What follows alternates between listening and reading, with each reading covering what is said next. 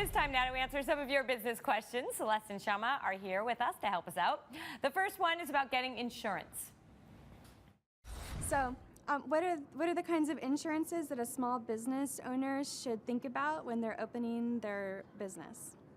Good for her for asking. I think this is something that a lot of people just forget about. So what did you think about when you started your business? You know, there's so many different insurance pieces that you have to think about. I really encourage all entrepreneurs to consider business operators insurance because it's an umbrella, almost like personal umbrella insurance, that actually makes sure you have all things considered: professional liability, workers' compensation.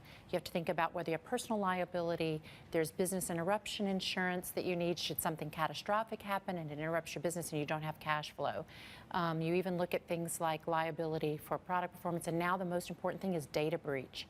If you're collecting information, personal information, financial information on customers, and your data gets breached in some way, you're liable. So the way I think about it, and especially for small businesses, is I group things into two camps, right? What's required by law and then what's recommended. And that really does help, especially if you're looking at a budget and thinking, what kind of insurance should I get? So required, I mean, you look at things like disability insurance, workers' comp insurance, and every state is different. So you really want to make sure that you're checking with the state that you do business in. Texas, for example, does not require workers' comp insurance, but other states do. So even if you have employees in other states, you have to then check those states and those regulations. And then recommended, like Celeste was mentioning, looking at business liability. What are some things that I can do proactively to protect myself? So what did you do? You just found an insurance broker who works with businesses like yours? Yeah, I talked to my accountant. I talked to the insurance person. I really had sort of a team of people.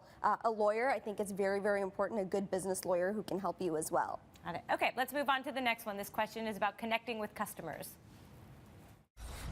I find my biggest successes come when I reach out to my clients individually, but I only have so many hours in the day. So how do I find a way to balance my automation and my personal outreach? Well, I think there's a couple of things. One is, I also think being creative in how you outreach, because you definitely want to be connecting and making sure what you're reaching out with is relevant, because people will want to have repeat dialogues with you if whether you're using social media, whether you're using direct connection through phone or appearances that you do, getting involved in the community. It's really about having something that's relevant, and sharing information. Content is a great way to engage people. Delivering things of value to them, things that they can use in their lives and their business. But so they see as that's not personal, right? When you're talking about social media, this is you to many. Right. And I think what she's talking about is you to you, right. one-to-one. And is it important, right? Cost benefit. Is it important to go out there and talk to one customer? Sure, it is. And I think that the challenge is scale, right? And I think that's what she's referring to. But I think you have to remember, what are people looking for? What's your audience looking for? And as Celeste mentioned, it is content. They want something that's relevant and useful for them. Newsletters are a great way to send out that sort of information. So email marketing, even though you're reaching out one to many, can still be very personalized in that way. You can still collect information so you know how often someone wants to hear from you or what topics they're interested in. And I think as long as you're catering to those specific needs, I think it's totally okay to use these automation systems, because how else are you going to scale as a small business? All right, let's move on to the last question. It's about trying to impress potential partners. I spend a lot of time on LinkedIn using other means trying to reach JV partners, potential partners for our company. So my question for the experts is, do you have any shortcuts or best practices, insider tricks that we could use to try to get by some of the gatekeepers? Good question. What do you think? So go directly to the top. I think with LinkedIn, you don't have to go through gatekeepers, right? It's not like you have to message an assistant to get the appointment. I think it's totally okay to directly connect with someone that you're looking to partner with. There's really two keys. One, you want to be persistent, because sometimes it does take, a few tries to be able to connect with that person. And the second thing is you want to be personalized about it. The last thing you want to do on LinkedIn is send the same template message over and over saying, would love to connect with you, trying to do this JV thing.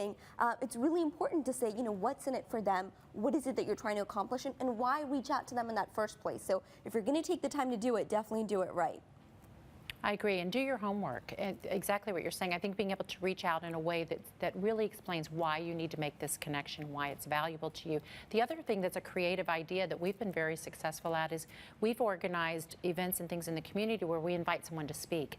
And we reach out to that person and say, we'd love for you to speak, and engage them that way, you know, about their area of expertise, and then you can have a dialogue that makes a warm introduction but also delivers some value to them, and it opens that door Right. for other dialogue. That's a great idea. All right. Well, thanks so much, both of you guys. This was really great advice. Thanks, Love JJ. seeing you both.